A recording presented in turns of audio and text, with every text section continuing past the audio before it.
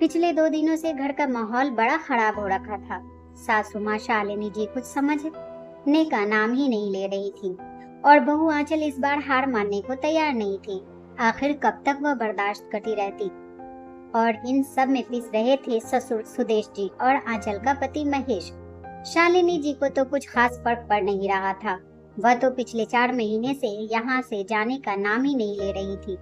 वह तो यहाँ बेचारी बनकर रह रही थी। अब माँ की हमदर्दी तो बेटी के साथ ही है ना, लेकिन उसमें कब तक बहू को जलाती रहे। इसकी भी एक सीमा होनी चाहिए। बेटी अपनी गृहस्थी संभाल नहीं पा रही थी और यहाँ अब भाई भाभी की गृहस्थी में आग लगा रही थी। मीना शुरू से ही तेज थी। अब मायके में भी हमेशा अपनी मनमानी ही करती थी और अब चाहती थी कि ससुराल में भी हर कोई उसकी सुने। तो भला यह कैसे संभव हो। अभी 5 महीने पहले ही उसकी शादी राघव से हुई थी। शादी उसी की मर्जी से हुई थी, या यूं कहें कि राघव से शादी करने के लिए वह तो पूरे परिवार से लड़ पड़ी थी। राघव की छोटी मोटी नौकरी थी और मीना के परिवार से उसका परिवार कमजोर ही था। इसलिए परिवार में कोई भी मीना की शादी राघव से करने को तैयार नहीं था। यहाँ मायके में सारी सुख सुविधा थी, बावजूद इसके वह अपने हर छोटे से छोटे काम के लिए अपनी मम्मी या भाभी पर निर्भर रहती थी। उस समय अगर आंचल भी टोक देती थी तो उसकी सामत आ जाती थी। अब ऐसे में तो राघव के छोटे से घर में उसे वह सुविधा कहाँ से मिलती। सबने उसे खूब समझाना चाहा था, लेकिन मीना तो जैसे जिद करके ही बैठ गई कि उसे राघव से ही शादी करनी है। तब भी अपनी बेटी के जिद के आगे शालिनी जी और सुदेश जी ने हथियार डाल दिए थे और उसकी शादी राघव से करवा दी। अब शादी है कोई शाहरुख खान की मूवी तो नहीं कि सब कुछ सपने जैसा चलता रहे। सच्चाई की धरातल पर तो आपको पैर रखना ही पड़ता है। कुछ दिनों बाद जब मीना के सर पर जिम्मेदारी पड़ी तो अपने आप ही दिन में तारे नजर आने लगे। कहाँ घर में कभी किसी काम को हाथ तक नहीं लगाया था और अब यहाँ सारे काम खुद ही करने पड़ते थे। हालांकि उसके मम्मी पापा ने अपनी तरफ से उसके घर में काफी सुख सुविधा का सामान शादी के समय भर दिया था, पर सुविधा का सामान भी अपने आप कहाँ काम करता था। उसके लिए तो खुद ही लगना पड़ता है। शादी के 25 दिन बाद ही वह मायके आकर बैठ गई, यह बहाना लेकर कि उसके ससुराल में एक ही गीजर है जो बाथरूम में है। रसोई में गीजर नहीं लगा है और उसे ठंडे पानी से रसोई में काम करना पड़ता है। इस कारण से उसे बहुत परेशानी होती है। जब महेश ने कहा इतनी छोटी सी बात पर कोई ससुराल छोड़कर भला मायके आ जाता है क्या, तो शालिनी जी ने महेश को ही डांट दिया। अब क्या बेटी अपने माता पिता को नहीं बोलेगी कि उसे परेशानी है? तू चुप कर, अभी तो मैं बैठी हूँ, मैं सब देख लूंगी। जब बेटे को ही डांट दिया तो बहन की क्या ही बिसात थी। इसलिए जब आंचल ने कुछ नहीं कहा, 2 दिन बाद शालिनी जी मीना के साथ गीजर लेकर उसके ससुराल पहुंच गई और उसे वहां रसोई में फिट करवा दिया। यह देखकर उसके सास ससुर भी चुप रह गए, क्योंकि उन्हें तो पता ही नहीं था कि वह गीजर के लिए रूठ कर अपने मायके आकर बैठी है। वह तो अपने सास ससुर के कुछ दिन मायके रुकने का कहकर आई थी, पर तब भी शालिनी जी ने मीना का ही पक्ष लिया। समधी जी अभी यह आई है, अगर इसे अपनी बेटी मानकर आप पूछोगे तो यह दिल की बात जरूर कहेगी। फिर नए घर में बसने में थोड़ा वक्त तो लगता ही है। यह सुनकर उसके सास ससुर ज्यादा कुछ नहीं बोले। आखिरकार इज्जतदार इंसान थे, अपने घर की शांति के लिए खुद ही चुप हो गए। लेकिन जब पहली बार में ही बढ़ावा मिल जाए तो फिर इंसान की हिम्मत अपने आप बढ़ ही जाती है। उनकी इस चुप्पी को मीना ने अपनी कमजोरी समझ लिया।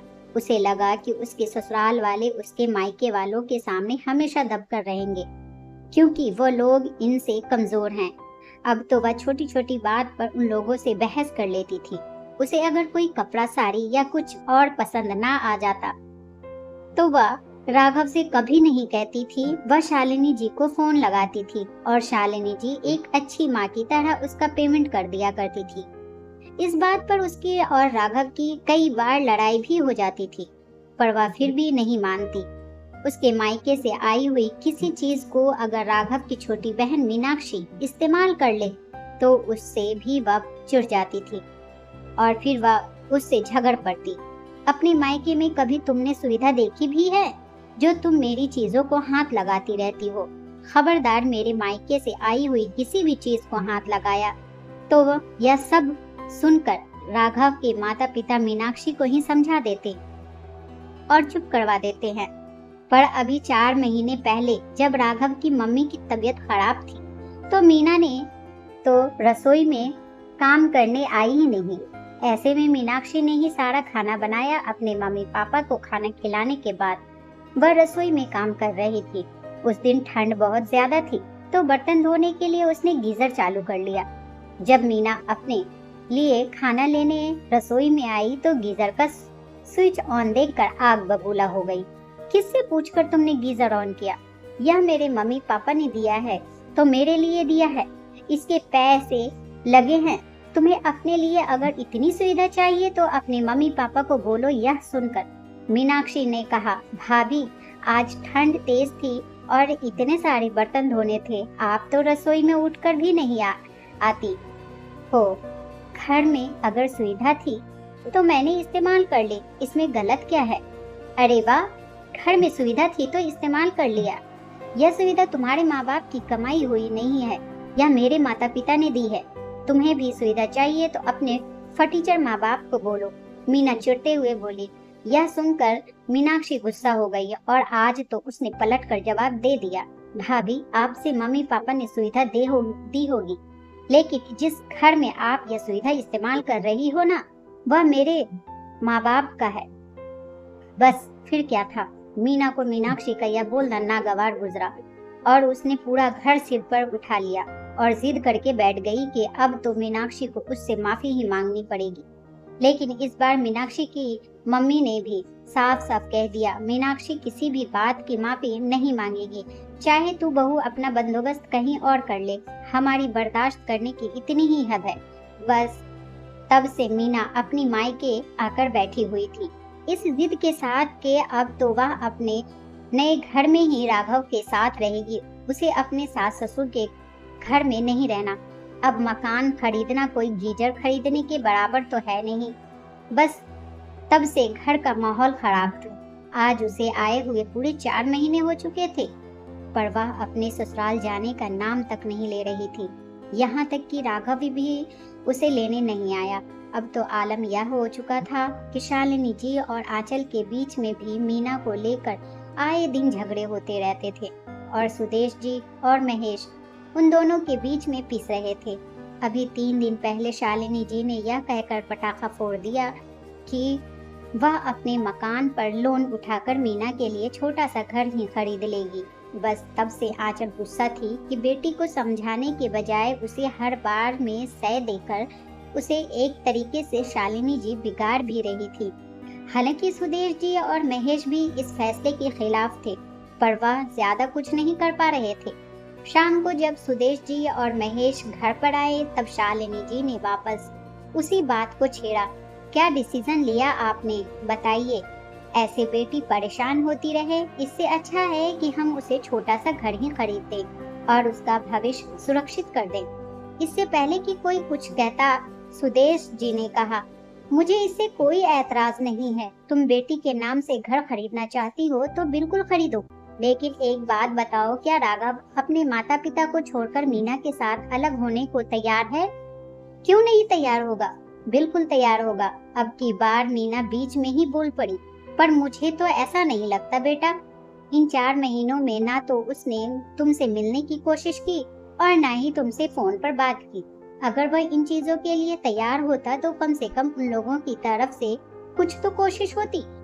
सुदेश जी ने कहा तो शालिनी जी बीच में बोली, मतलब क्या?